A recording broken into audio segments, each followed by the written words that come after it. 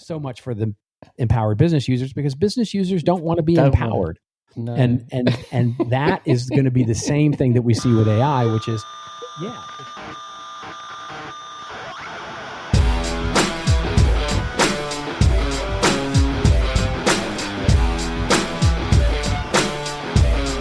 Hello and welcome to the Rose and Rockstar from the Rockstar CMO effing marketing podcast and the Marketing Podcast Network. I'm your host, Ian Truscott. I'm not a rockstar, but I am the CMO and managing partner of Velocity B. It's Saturday the 16th of August, and in a moment I will join my chum, Chief Troublemaker at 7th Bear, Robert Rose, in our virtual bar, the Rose and Rockstar, where over one of his fabulous cocktails, I will pick his brains on a marketing topic that is top of mind for me. This week, inspired by a famous quote from Peter Drucker, there is nothing so useless as doing efficiently that which should not have been done at all. I ask if AI will fix our zombie processes.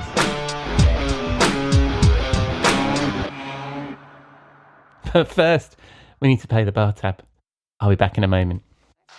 We'll be right back after this word. We'll be right back.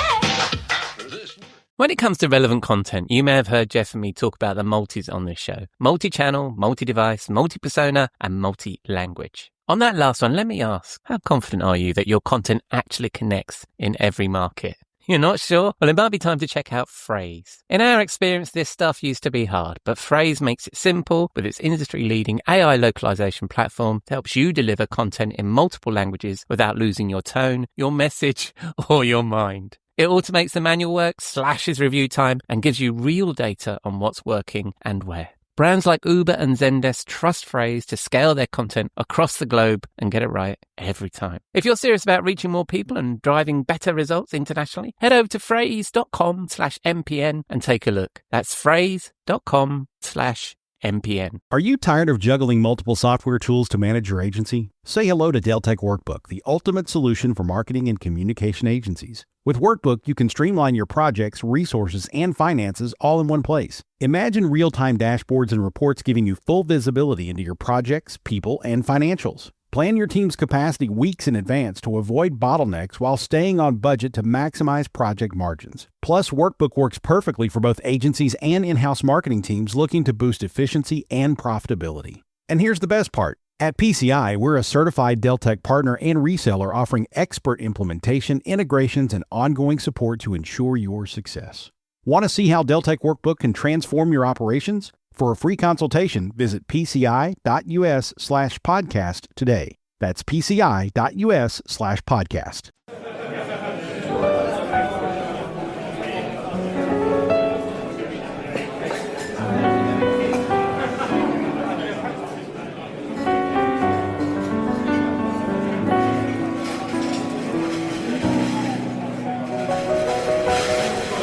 hello, my friend. Welcome to the bar. Thank you very much, mate. And how are you doing? It's a good week, I have to say. Good. It's a good week. Another week of travel. You go to Boston this week, but and it's always, it's summertime, so it's always hot and all that kind of stuff. But I'm not gonna complain too much because it is going very well. Nice. And I know that there are some cities you don't like down in Florida and stuff. But are you a fan of Boston? I love Boston. Yeah, Boston is one of my favorite. Boston is one of my favorite American cities. Yeah, it's nice. It's really quite lovely. And it's a great city to visit as well. Sadly, this time I wasn't actually in Boston, but actually in the outskirts of Boston. I was visiting a company out there that's out north of the city quite a bit. So out in the, let's just call it the suburbs, right? So, yeah. I mean, when I was at SDL, I spent a lot of time in Waltham and Wakefield, so on the outskirts of Boston as well. And you always look forward to doing a city trip if you got the chance, right? 'Cause it's nice up there, very nice. What are we drinking this week? We're gonna have some. Well, it's let's call it just my version of lemonade because it is summer. Hey. And so it's just, is it called tequila? Everybody knows what lemonade is. Yes. And it's just lemonade. It's literally just lemonade.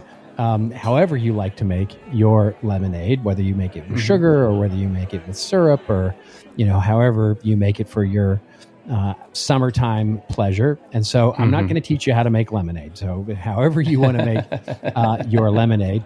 And then what we're going to add is really, now this becomes a choice. But I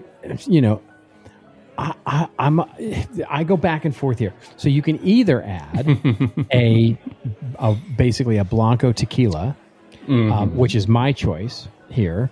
And so you add a Blanco tequila to your lemonade, and you basically have kind of a lemon margarita if you like that. And that's my preference here, and that's what we'll be drinking tonight. But if your preference is something like a vodka or a gin, you can do that as well. It should be a white. You definitely want to add a white liquor here of some kind, a clear liquid of some kind. And so, yeah, that's basically it. It's whatever, however you make your favorite homemade lemonade, and then adding as much as you like. And I like to make my lemonade pretty sweet and strong, so that basically I can add a lot of liquor into it. So nice. And I add the Blanco tequila, and that's what we'll be having tonight. Nice. I mean, that I'm a big gin fan, but I'm not a big gin and lemonade fan. If I was to put citrus with my gin, I'd probably go lime with a gimlet or something like that. And sure. Yeah, I like that. Yes. It's anyway. A little weird. Yeah, a gin and lemon is a little weird. Isn't that there's a drink that is just literally lemon juice and gin, and I forget what it's called, but yeah. Well, anyway, this sounds really nice. So we're calling this Robert's Lemonade, and which will come as no surprise to anybody that it's lemonade with tequila in it. Yeah, that's right. Ask for it in any bar, they'll all know, especially in Boston. All right. Well, so while we're sipping these, mate, I got a question for you. It's inspired by a Tom Goodwin post on LinkedIn, and he was talking about AI. He referred to a Peter Drucker quote, and I know you're a fan of Peter Drucker. There is nothing so useless as doing efficiently that which should not be done at all. And you wrote an article, AI won't fix your zombie marketing process. And I think that that's really relevant at the moment, right? That everybody's rushing to AI as a thing, but it's actually a thing that helps you get shit done. And it's the shit you're getting done that's the important, right? And people aren't asking why. And one of the points you made is that if you just get AI to do everything, it won't ask why, and it won't care or remember why it's doing anything. So do you want to elaborate a little bit more on that from your article there?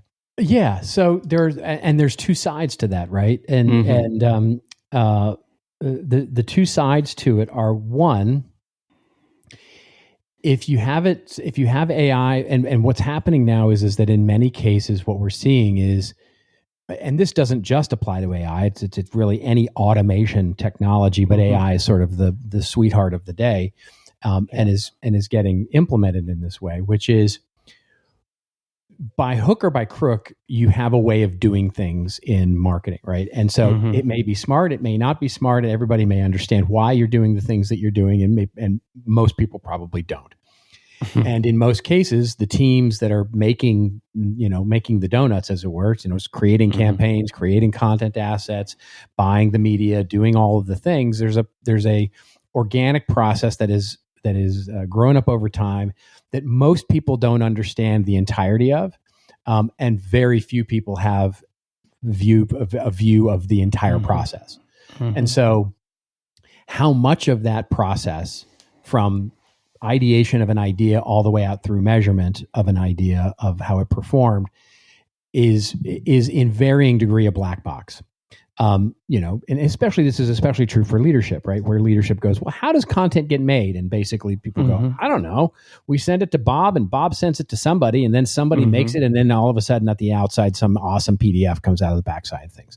And so that's generally the process. And so what's happening is that people are implementing AI into processes that either they don't understand, and therefore all you're doing is making faster and more automated that which shouldn't be done in the first place, or B, you're actually doing something that should be done, but you're teaching AI to do it in the exact way that you're doing it now, which is entirely incorrect. And so AI is going to inefficiently do it at much greater scale, right?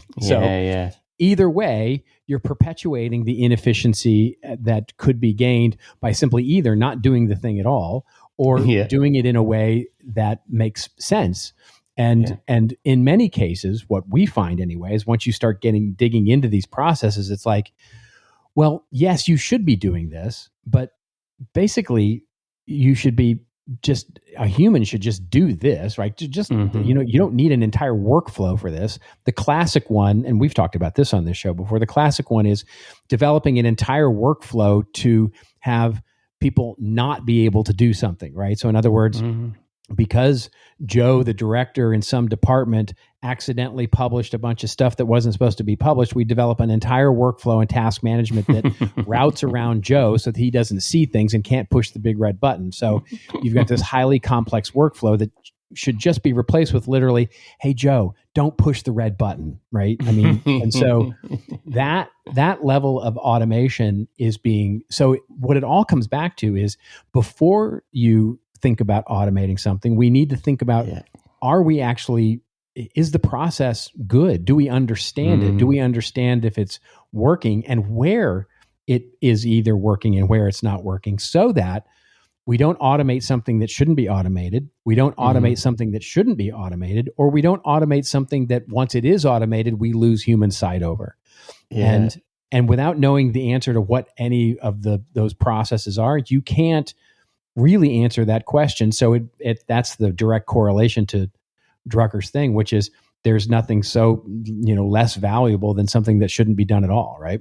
Absolutely. Yeah, I've recently got invited into a couple of LinkedIn groups. They seem to be a thing now. And one of them asked me to join, and they're going to post questions into this group and correlate the answers they get from people and produce content from it. I'm thinking, fine, I'll do that.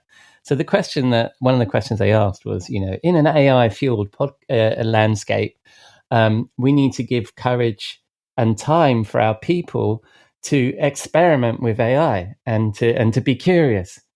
And my reply was like, yes, we should give our people time to experiment and ask why, but not just hook it up to AI. We need to make time for doing exactly what you just said there, Robert, which is what I think you must have taught me this about 15 years ago. I think we did the why exercise when I was at SDL. Is the curiosity and the experimentation and the headspace you need to give your people is ask, why are we doing this thing and this process in this way? And then say, can AI help with that? Rather than, how do I make AI work in this environment? Do you see what do you agree with that? Yes, 100%. Yeah. It's basically because, and I think I wrote about this back in January, February or something like that, where the experimentation that's happening now with AI is, generally speaking, sort of everybody gets in a room and the team gets in a room and somebody leads, somebody who's a little bit of an early adopter or somebody who's really excited about this and basically leads a PowerPoint where they say, your assignment, your job is to go do whatever it is you do and see if AI makes it better. And inevitably what comes, and so everybody runs off into their separate corners and basically starts working on whatever it is they do as part of the process that nobody really fully understands. And they come back and inevitably the answer is, meh. It's some, some people say it actually adds work, but it makes it better. Some people are saying, well, it's actually way more efficient, but I don't like the quality. There are varying degrees of like, meh, fine, right? It's okay. And so all of a sudden this new AI initiative sort of goes wah, wah, wah, wah, wah, and everybody goes, okay, well, we need to look at it a little differently then. So, so what it definitely doesn't do is give you the insight about how it would help the team, like how it would help all the boats rise. And so what you want to understand is before you have people go off and do these experiments is you have to fully understand the process and how everybody fits into it now with the things that they do, right? In other words, look at what it is they really do. We call that looking at I'm forgetting the word for it. It's tacit knowledge, basically. It's basically the knowledge that is contained within a team that only the team knows. In other words, it's the example of when you show up for your first day of work and you go, hey, how does this work? And they'll go, well, if you look at the manual or you look at the employee handbook, this is what they say to do, but don't do that. Basically, what you need to do is you need to go talk to Jim, because Jim knows where all the bodies are buried and he can help you actually get this really done, right? It's that, it's that knowledge. And so the end point basically is once you understand the entirety of the process, you can start to identify what should the process. So we always say, do the audit twice. Do the audit once to say what's really happening, and then do the second pass through to say what should be happening. Right. Once you do that, now you have two states. You've got a present state and a promised future state. Now you can actually run individual tests on AI to see, does it make anything in the future state better? Yeah. And if it does, now all of a sudden you've got an implementation worth doing. And that's the way the experimentation should happen. Yeah, absolutely. And but the other thing, and I know that I talked about this a bit last week. The other thing that I'm thinking about is if we create all these sort of fakeish use cases for AI simply because we're being tasked with using AI, or if we start plugging it into everything, and then all of a sudden it's not free anymore, then you're not just creating inefficiency and doing things more efficiently, faster, and just, automating your fucked upness. You're now adding a cost to the business by doing that too. So we need to be really considered, don't we, about where we're applying these tools, with the view that two things might happen. One is it might get more expensive. And the second thing is these things are changing and improving month on month. 6 months ago, what you could do with ChatGPT, you can do way more now. So how do you then pin that down? That this is the way that we're going to work now. Yeah, that's the hard part, right? Implementation is always the tricky part. It's easy to see it in concept, right? And it's very hard once you have to go, okay, but it means changing the way that Bob and Jim and Mary do their job, right? And so, and you and I are probably some of the more, without sounding braggadocio, we're more the advanced knowledge of this because we spent our time in content management, right? Which was it's easy to think of, like, it's so easy to whiteboard up and mark out a new workflow process in web content management or any content management enterprise-wide, right? Yeah. It's another thing entirely to make people do it. Yes. And so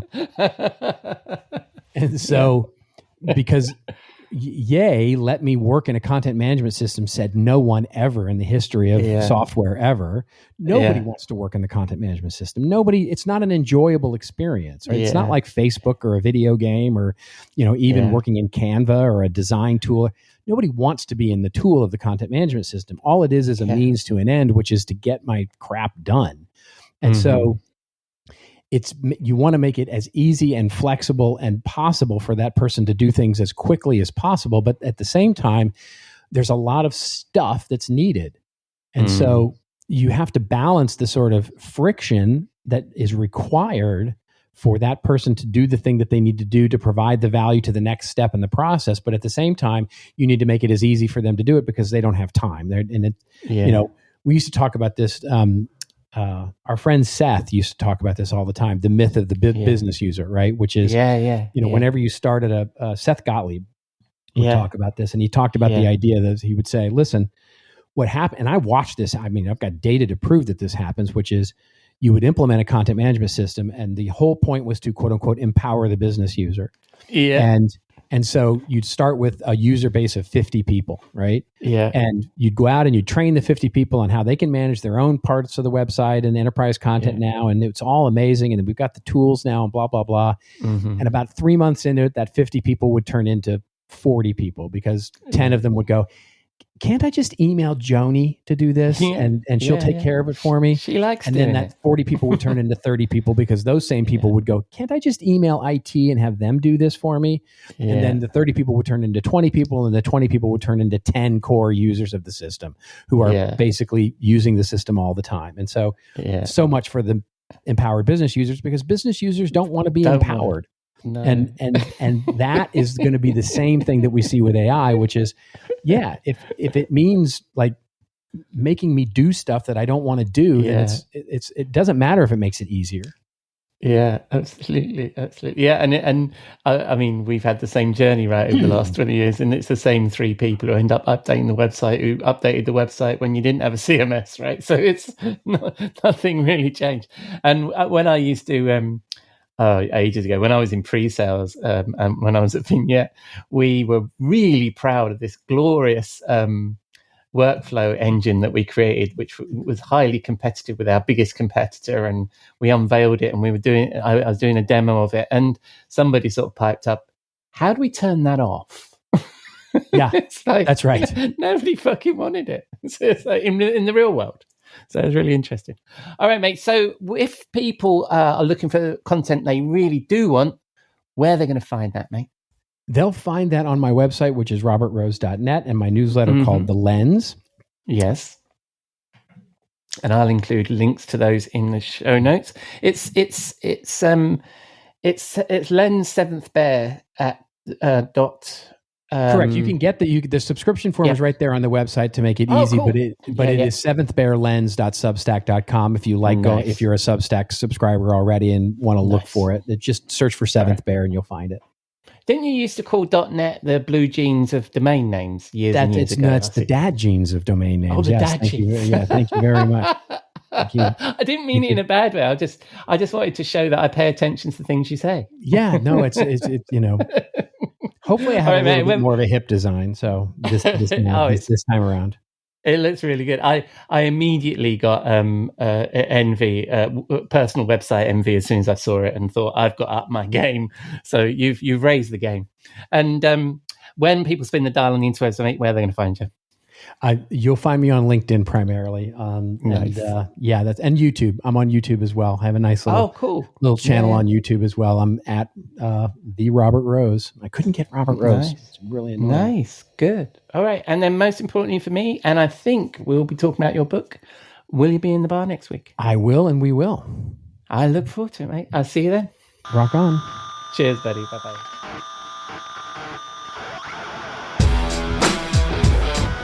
Thank you, Robert. He may not tell you how to make your lemonade, but he always gives good content marketing advice, and he dives into the zombie process topic in his regular column on the Content Marketing Institute blog. So that's a wrap on our visit to the Rose and Rockstar. Thank you for putting a dime into your podcasting jukebox, selecting our track, and driving along with us. And of course, you can find all the links to the things we discussed in the show notes on rockstarcmo.com, where you can also find links to our newsletter, blog, previous episodes, and all the things. Coming up this week, Jeff is on holiday again, so I'll be solo in the studio on Wednesday, and Robert will be back in the bar on Saturday. In the meantime, I mentioned Doug Kessler being misquoted by AI last week, so I'll leave you with a real quote from him. Traditional marketing talks at people, content marketing talks with them.